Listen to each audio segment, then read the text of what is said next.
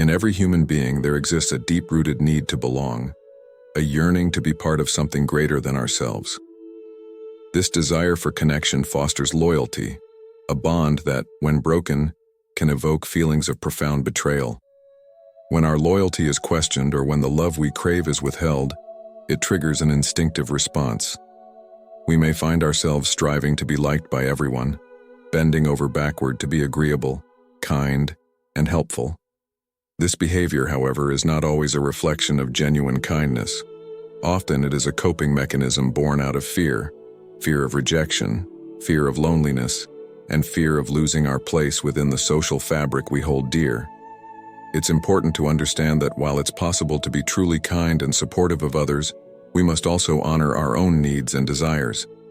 This balance is essential to our well-being. Yet, many of us fall into the trap of being excessively nice, always putting others first. And in doing so, we suppress our own needs. This suppression is a form of self-betrayal, a sacrifice that, while it may earn us praise and admiration, can lead to deep internal conflict.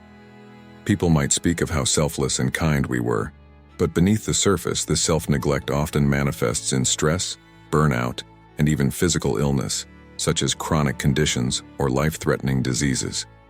Human existence is governed by two fundamental needs: the need for attachment and the need for authenticity. Attachment is the drive to seek closeness, security, and nurture from others. It is a force as old as humanity itself, rooted in our evolutionary history. The bond between parent and child is the most primal example of this, ensuring the survival of the young through care and protection. This need for connection extends throughout our lives, influencing our relationships, our communities, and even our social structures. Without attachment, human life would be unthinkable. Our very survival depends on the connections we form with others.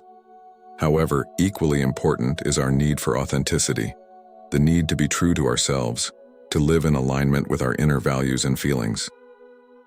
Authenticity is about being in touch with our true selves, recognizing our needs, and expressing our emotions without fear of judgment.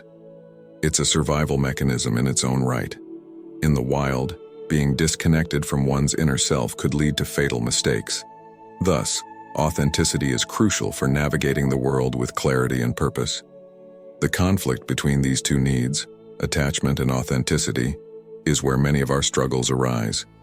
Imagine a child who senses that expressing their true feelings might threaten their attachment to their parents. Perhaps the parents are overwhelmed, stressed, or dealing with their own traumas. In such cases, the child might unconsciously suppress their authentic self to maintain the attachment they need for survival. This suppression becomes a coping mechanism, a way to avoid the pain of losing connection with those they depend on. Over time, this habit of self-suppression can become so ingrained that the child, now an adult, may no longer be aware of their true feelings or needs. They become disconnected from their inner voice, leading to a life where they constantly put others first, often at the expense of their own well-being. This disconnection from our authentic selves can have far-reaching consequences. When we are not in touch with our true feelings, we are more likely to develop unhealthy behaviors and patterns. We might become compulsively helpful, always trying to meet others' needs while ignoring our own. This self-neglect can lead to physical and mental health issues, as the body and mind struggle to cope with the internal conflict. We may also develop addictions or other destructive behaviors as a way to fill the void left by our suppressed authenticity. Yet, deep down, most of us know when we are betraying ourselves. There is an inner knowledge, a voice that tells us when we are not being true to who we are. This voice might be subtle, manifesting as a sense of unease or discomfort, or it might be more pronounced, causing feelings of shame or guilt. This shame is a sign that we are living out of alignment with our true selves, and it serves as a reminder that we need to reconnect with our authenticity. For some, this inner conflict becomes too great to ignore, leading to a crisis point. This crisis can take many forms: physical illness, mental health challenges, or relationship breakdowns. When we ignore the voice of our true self for too long, the body may step in to force us to pay attention. Illness or symptoms can be the body's way of saying no when we are unable to do so ourselves. Depression and anxiety might arise as the mind struggles to reconcile the gap between our true self and the persona we present to the world. Relationship issues might surface, prompting us to question whether we are truly living authentically within those connections. These crises, though painful, can be transformative. They force us to confront the reality of our lives and to ask difficult questions. Are we truly being ourselves? Are we living in alignment with our values and desires? Or are we merely conforming to the expectations of others? It's in these moments of crisis that we have the opportunity to rediscover our authentic selves. We can choose to see these challenges not as obstacles to be overcome, but as lessons that guide us back to our true path. As the wise have often said, the roadblocks we encounter are not mere hindrances. They are the universe's way of guiding us back to ourselves.